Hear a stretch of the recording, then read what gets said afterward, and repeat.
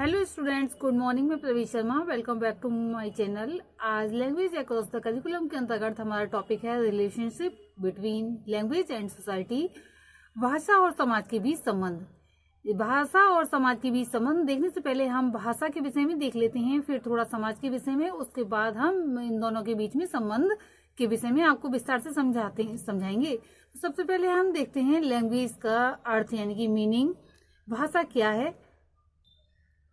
अपने विचारों तथा भावों का आदान प्रदान करने के लिए कोई भी पर्सन जिस साधन का प्रयोग करता है उसी को लैंग्वेज कहते हैं। इस संसार में या इस पृथ्वी पर रहने वाला जीव किसी न किसी माध्यम से अपने भावों की अभिव्यक्ति करता है, अपने थॉट्स दूसरों को ज्ञात कराता है। यही अभिव्यक्ति प्रत्येक जो माध्यम बनती है उसी को भाषा की संज्ञा दी जाती है। जैसे कि अन्य पक्षी भी चहचहाना है या किसी प्रकार की ध्वनि निकालना है, वह भी अपने किसी भी बात को का आदान प्रदान करते हैं, लेकिन मनुष्य की भाषा बिल्कुल अलग है। मनुष्य सबसे श्रेष्ठ प्राणी है इस पृथ्वी पर और उसके विचारों को व्यक्त करने वाली ध्वनि एक विशेष प्रकार की ध्वनि है जिसे कि लिपिबद्ध भी किया जाता है। अब हम देखेंगे डेफिनेशन ऑफ लैंग्वेज। तो अनेक विद्वानों ने इसके विषय में अपनी अपनी परिभाषाएं दी हैं, जिसमें से स्वीट महोदय लिखते हैं कि भाषा मानव मस्तिष्क और हृदय की चेदी बनती हुई ध्वनि रूप में या लिपि रूप में विचारों और भावों की अभिव्यक्ति है। तथा अन्य स्थान पर स्वीट महोदय ही लिखते हैं भाषा स्वर ध्वनि के द्वारा विचारों का अभिव्यक्तिकरण है। ऑटो जेस पार्सन महोदय लिखते हैं भाषा ऐसी मानवीय वृत्तियों का समूह है जिसका उद्देश्य भाषा और विचारों की अभिव्यक्ति या दूसरों तक प्रसार करना है। अब हम देखेंगे नेचर ऑफ लैंग्वेज यानी कि भाषा की प्रकृति क्या है। भाषा एक अर्जित संपत्ति है। कोई भी स्टूडेंट या जो बचपन से यानी शैशवावस्था में बालक होता है, जन्म से सीख कर नहीं आता, बल्कि अपने अभिभावकों के साथ जो गार्जियंस होते हैं उनके साथ में रहकर ही सीखता है। भाषा का अर्जन अनुकरण से होता है। कहने का तात्पर्य यह है कि एक समाज का बालक यदि दूसरे समाज में पलता है, बढ़ता है, तो वह वहीं की भाषा सीख जाता है। जैसे मान लीजिए एक हिंदी बोलने वाला या हिंदी भाषी परिवार है, फैमिली है, और उनके यहाँ का बच्चा किसी दूसरी फैमिली में चला जाए जहाँ पर दूसरी भाषा बोली जाती है, मान लीजिए अंग्रेजी बोली जाती है, इंग्लिश बोली जाती है, तो वह बालक अंग्रेजी बोलना स्वतः ही सीख जाएगा। उसे सिखाने की कोई आवश्यकता नहीं होगी, क्योंकि जैसे वातावरण में बालक पलता है वैसा ही जो भाषा अर्जन कर लेता है। नेक्स्ट है भाषा की प्रकृति में भाषा परिवर्तनशील है। भाषा के बारे में कहा गया है कि भाषा बहता हुआ नीर है। नीर का मतलब वाटर। भाषा का रूप हमेशा एक जैसा नहीं रहता है और ना ही भाषा का कोई अंतिम रूप होता है। किसी भी भाषा का विकास उसी प्रकार से होता है जिस प्रकार से बालक का विकास होता है, यानी कि समय के साथ इसमें परिवर्तन होता रहता है। सभी स्थानों पर भाषा का एक जैसा रूप देखने को मिलता है। भाषा के बारे में ये कहना ठीक रहेगा कि भाषा काल, स्थान और व्यक्ति परिवर्तन के साथ बदल जाती है। भाषा परिवर्तन में अर्थ संकोच के साथ साथ अर्थ विस्तार भी होता है। अब हम देख रहे हैं सोसाइटी के विषय में देखेंगे। सामान्य रूप से व्यक्तियों के समूह को समाज कहते हैं। अब हम देख लेते हैं कि इसके विषय में कुछ विद्वानों ने इसको परिभाषित। तो हम देख रहे हैं सबसे पहले डेफिनेशन टालकोट पार्सन्स महोदय की। Society may be defined as total complex of human relationship in so far as they grow out of action in terms of means and ends, relationship intrinsic और symbolic। कहने का तात्पर्य यह है कि समाज को उन मानवीय संबंधों की पूर्ण जटिलता के रूप में परिभाषित किया जा सकता है जो साधन या साध्य के संबंध द्वारा क्रिया करने से उत्पन्न हुए हैं, वे चाहे वास्तविक हों अथवा प्रतीकात्मक हों, यानी कि चिन्ह के रूप में ही क्यों न हो। और दूसरी परिभाषा में कई बार और पेज की हम देख रहे हैं। इन्होंने लिखा है समाज सामाजिक संबंधों का जाल है जो सदैव बदलता रहता है। कहने का तात्पर्य यहाँ पर यह है कि समाज सब हमेशा एक सा नहीं रहता, यानी कि जो संबंध होते हैं वे बदलते रहते हैं।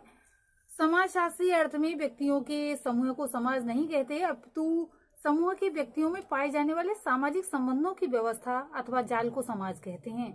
अब यहाँ पर ये प्रश्न उठ जाता है कि सामाजिक संबंध क्या है। जब दो या दो से अधिक व्यक्ति एक दूसरे के प्रति सचेत होते हैं और एक दूसरे के प्रति कुछ बिहेवियर करते हैं तो हम कहते हैं कि उनके बीच सामाजिक संबंध यानी कि सोशल रिलेशनशिप स्थापित हो गए हैं। ये आवश्यक नहीं है कि रिलेशन मधुर और सहयोगात्मक ही हो, ये कटु और संघर्षात्मक भी हो सकते हैं। सोशियोलॉजी में इन दोनों प्रकार के संबंधों का अध्ययन किया जाता है। इस प्रकार जो सोसाइटी है का सर्वप्रथम मूल तत्व दो या दो से अधिक व्यक्तियों यानी कि पर्सन्स की पारिवारिक एवं पारस्परिक जागरूकता है। ये दो या दो से अधिक जो पर्सन्स होते हैं कि एक दूसरे के प्रति सचेत होने के लिए ये आवश्यक है कि उनके जो एम्स हैं या ऑब्जेक्टिव्स हैं या फिर थॉट्स हैं या तो समानता हो अथवा भिन्नता, यानी कि समानता तब होगी जब मिले हुए होंगे और जब झगड़े वाली भावना होगी तो भिन्नता ही होगी। इस प्रकार समानता अथवा भिन्नता जो सोसाइटी का दूसरा मूल तत्व होता है। नेक्स्ट डेफिनेशन हम देख रहे हैं लेस्पियर महोदय की। समाज से तात्पर्य व्यक्तियों के समूह से नहीं अपितु समूह के व्यक्तियों के बीच होने वाली अंतक्रियाओं की जटिल व्यवस्था से है। इस प्रकार से हम कह सकते हैं कि एक जो समाज होता है व्यक्तियों का वह समूह होता है जिसमें सभी व्यक्ति किसी सामान्य कार्य में सचेत रूप से भाग लेते हैं। अब हम देखेंगे relation between language and society, समाज और भाषा के बीच संबंध। समाज और भाषा में यानी कि जो सोसाइटी है और लैंग्वेज में अन्योन्याश्रित संबंध है, एक दूसरे पर बहुत गहरे रूप में डिपेंड रहते हैं। परंतु इससे पहले कि हम सोसाइटी और लैंग्वेज के इस आपसी संबंध के विषय में विचार करें, ये आवश्यक हो जाता है कि हम शिक्षा के संदर्भ में समाज की वास्तविक अर्थों से परिचित हों। कहने का तात्पर्य ये है कि भाषा का जो सीखना होता है बालक शिक्षा के माध्यम से ही सीखता है। वैसे तो परिवार में जब जन्म लेता है बालक तभी से सीखना शुरू कर देता है, लेकिन आगे बढ़ने की बात होती है तो वह शिक्षा से ही सीखता है। तो इस विषय में कह सकते हैं जैसी किसी समाज की शिक्षा होती है वैसा ही समाज बन जाता है, यानी कि जैसी शिक्षा मिलती है वैसी ही भाषा वहां के बालक सीखते हैं। जिस प्रकार से समाज और व्यक्ति एक दूसरे पर आश्रित हैं वैसे ही भाषा लोगों के बीच अंतक्रिया का एक माध्यम बन जाती है। ये बालक का सामाजिकरण करती है, उसे समाज में रहने लायक प्राणी बनाती है। मानव चिंतन की अभिव्यक्ति भी भाषा के द्वारा ही होती है। ये उन सभी लोगों को एकता के सूत्र में बांधती है जो एक ही भाषा का प्रयोग करते हैं। भारत में भाषा के साथ साथ सांस्कृतिक विशेषताओं में भी अंतर देखने को मिलता है। यहाँ सामाजिक संरचना, शासक वर्ग एवं विशिष्ट परिस्थितियों में परिवर्तन के साथ साथ भाषा में भी परिवर्तन हुए हैं। अति प्राचीन समय में पाली व प्राकृत भाषाओं का प्रयोग होता था। जैन व बौद्ध धर्म में भी इन भाषाओं को अपना रखा था। प्राचीन हिंदू धर्म ग्रंथों में संस्कृत भाषा का प्रयोग किया गया। प्राचीन मध्यकाल में जब शासक बदले तो उनकी संस्कृति और राजनीतिक स्थिति के कारण भाषाएं भी बदलने लगी।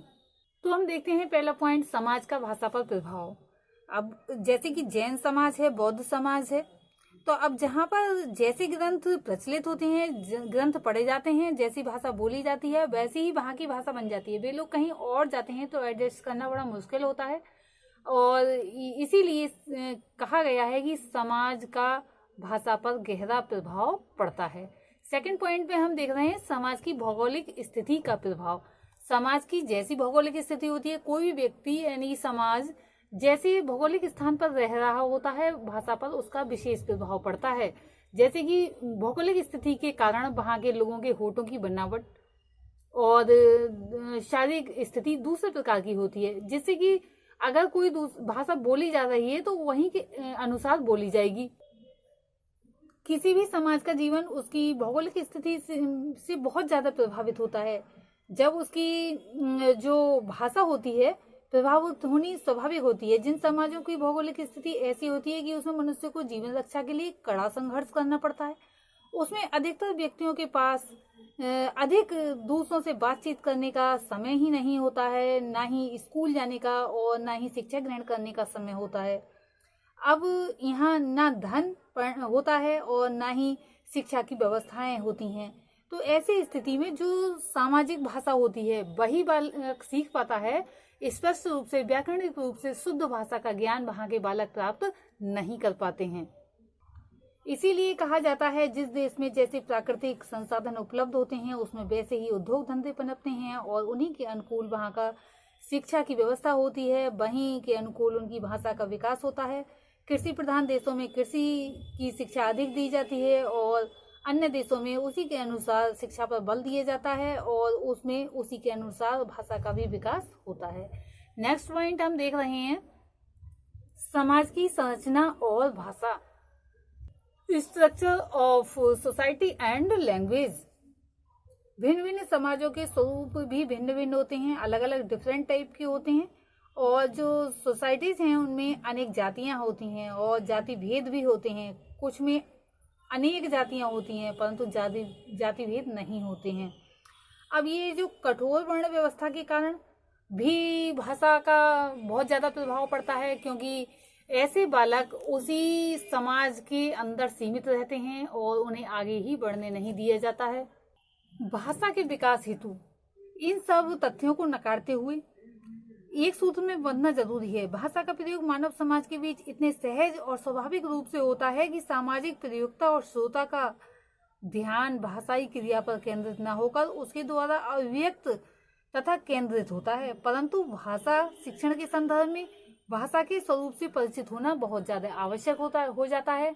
आज के लिए इतना ही, धन्यवाद।